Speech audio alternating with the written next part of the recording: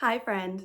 I'm Brianna, a Christian romance and romantasy author, and I'm bringing you along as I build a brand new fantasy world completely from scratch. If you love stories with deep emotional arcs, spiritual symbolism, magic that feels sacred, and characters who wrestle with identity, calling, and hope, then you're absolutely in the right place. Now, Book 1 of The Skeleton Dance won't be released until April 2027, but I'm taking you along for the entire journey.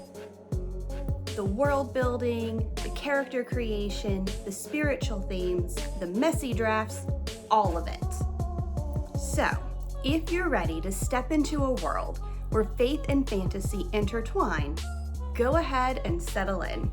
I'm so glad you're here. Today, I'm taking you behind the scenes of my world building process. Specifically, how I'm weaving together faith and magic in a way that feels reverent, imaginative, and deeply meaningful. One of my biggest goals with this series is to create spiritual themes that feel organic. Not preachy, not forced, not shoehorned in, but woven into the fabric of the story in the way that faith is woven into real life. I want to build a world where faith feels real, where characters wrestle with doubt and hope, where love is both tender and transformative, where spiritual truth is present but never heavy-handed. Fantasy gives me the freedom to explore those themes through symbolism, magic, and myth. And that's where things get really fun. In The Skeleton Dance, magic is directly tied to faith. Angels and demons wield magic. Humans do not, at least not naturally. The only humans who can access magic are those who have sworn themselves to specific religious orders. Even then, their abilities are limited, intentional, and deeply connected to their spiritual formation.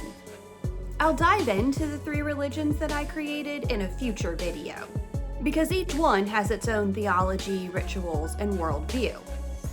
But for today, I want to give you the big picture. Magic in this world falls into one of 2 categories, and each one reflects a spiritual reality. The first category of magic is inspired by the gifts of the Spirit, found in 1 Corinthians chapter 12, verses 4 through 11. These include wisdom, knowledge, faith, healing, miracles, prophecy, discerning of spirits, speaking in tongues, and interpreting tongues. In my world, these gifts manifest as supernatural abilities, granted to those who have devoted themselves to a particular order. They're not flashy, they're not chaotic, and they're not about power for power's sake. They're meant to illustrate how the supernatural is already at work in our lives. How God moves, guides, heals, and reveals truth in ways we don't always see. This magic is meant to feel sacred, set apart, holy. Not something to be controlled, but something to be stewarded. And for my characters, learning to use these gifts becomes part of their spiritual journey. A reflection of their growth, their obedience, their humility, and sometimes their struggle. The second category of magic is tied to the lies of the deceiver. This group practices necromancy, a practice forbidden for Christians. And in the world of the Skeleton Dance, it represents the seductive nature of false power. This magic is alluring. It promises shortcuts. It offers answers without surrender. It mimics the holy, but is rooted in corruption. My goal with this type of magic is to illustrate how easily any of us can be deceived into believing something comes from God when it actually doesn't.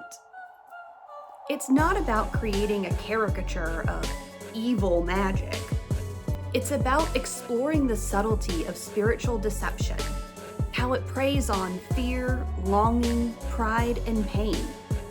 Characters who fall for this kind of magic don't do so because they're wicked. They do so because they're human. And that tension, that vulnerability, is where some of the most powerful storytelling happens. By tying magic directly to faith, I'm able to explore spiritual themes in ways that feel immersive and emotionally resonant. Magic becomes a metaphor for calling, obedience, temptation, discernment, spiritual warfare, healing, redemption. It allows me to show, not tell. To embody truth through story. To let readers experience spiritual realities through characters who are flawed, hopeful, curious, and deeply human. And honestly, it's helping me grow in my own faith as I write. Thanks for hanging out with me today.